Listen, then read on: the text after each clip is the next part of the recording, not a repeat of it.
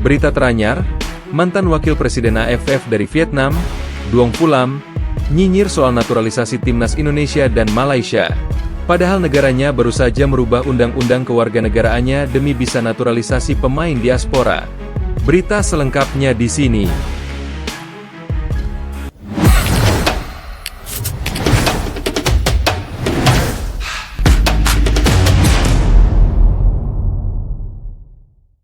Akhir-akhir ini naturalisasi pemain menjadi isu yang tengah hangat diperbincangkan, khususnya Malaysia. Adanya dugaan naturalisasi ilegal karena federasi belum mau membuka silsilah keturunan pemain yang dinaturalisasi. Isu liar ini berkembang hingga para petinggi federasi angkat bicara, sampai ke level Konfederasi Asia. Namun yang menarik perhatian adalah pernyataan dari mantan Wakil Presiden AFF asal Vietnam, Duong Phu Lam. Mantan Wakil Presiden AFF dari Vietnam, Duong Phu Lam, berbicara yang tertuju ke Timnas Indonesia dan Timnas Malaysia terkait risiko dampak buruk jangka panjang menaturalisasi pemain. Setiap isu pasti memiliki dua sisi.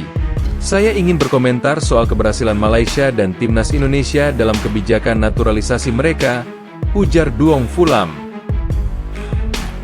Proyek naturalisasi pemain keturunan berhasil mengantarkan Timnas Indonesia ke putaran keempat kualifikasi Piala Dunia 2026 zona Asia. Tim berjulukan Garuda itu hanya berjarak 2 laga ke putaran final. Perbandingan naturalisasi antara Indonesia dan Malaysia terhadap implikasi keuangan dan masa depan yang sangat buruk. Menurut Duong Phu Lam, naturalisasi adalah cara terburuk dalam menginvestasikan sepak bola untuk masa depan. Menurutnya, Indonesia dan Malaysia sama-sama menggunakan kekuatan koneksi dan uang untuk menaturalisasi pemain. Hal itu ia katakan dengan merujuk latar belakang Erick Thohir dan Tunku Ismail yang sama-sama kaya raya. Perhatikan baik-baik, ketum PSSI adalah miliarder Erick Thohir, mantan presiden klub Inter Milan, Italia. Sementara, orang yang mendukung kebijakan naturalisasi Malaysia adalah Tunku Ismail Ibrahim. Ia adalah pangeran di Malaysia dan pernah bernegosiasi untuk membeli klub Valencia Spanyol. Artinya, mereka berdua punya banyak uang dan koneksi besar di dunia sepak bola, kata Duong Phu Lam. Program memberikan kewarganegaraan kepada pemain di luar negeri juga memberikan efek instan bagi Malaysia yang sukses menghajar timnas Vietnam di putaran ketiga kualifikasi Piala Asia 2027. Ini cukup jelas, kedua tim ini hampir berubah total setelah menggunakan pemain naturalisasi dari Eropa dan Amerika Selatan, imbuh Duong Phu Lam. Timnas Indonesia, dengan pemain-pemain naturalisasi kelahiran Belanda, telah meraih tiket ke putaran keempat kualifikasi Piala Dunia 2026 zona Asia. Ini pencapaian yang mustahil mereka raih tanpa pemain naturalisasi, ucap Duong Phu Lam.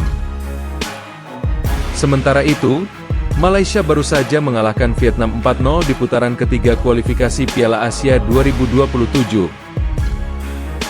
Dengan hasil ini, mereka hampir pasti menyingkirkan Vietnam dari ajang tersebut. Ini pencapaian yang tidak bisa dicapai Malaysia sebelumnya, sebelum mereka memiliki pemain naturalisasi asal Argentina, Brasil, dan Spanyol. Namun, sisi negatif dari naturalisasi ini bisa muncul di sepak bola Malaysia dan Indonesia dalam beberapa tahun mendatang.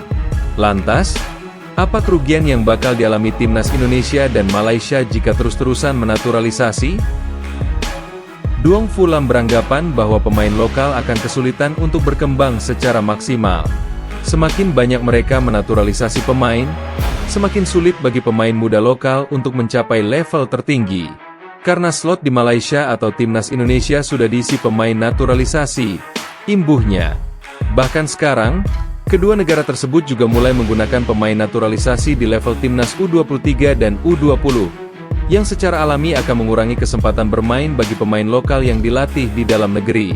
Bagi pemain lokal, meskipun mereka berlatih keras, ruang bagi mereka terus menyempit. Peluang mereka untuk berkembang terus direbut oleh pemain naturalisasi. Akibatnya, para pemain muda ini mungkin memilih jalan lain, memilih profesi lain, dan berhenti mengejar sepak bola. Jika itu terjadi, siapa yang akan menjadi generasi penerus? Ucap Duong Phu Lam, yang juga pernah menjabat sebagai wakil presiden Federasi Sepak Bola Vietnam itu.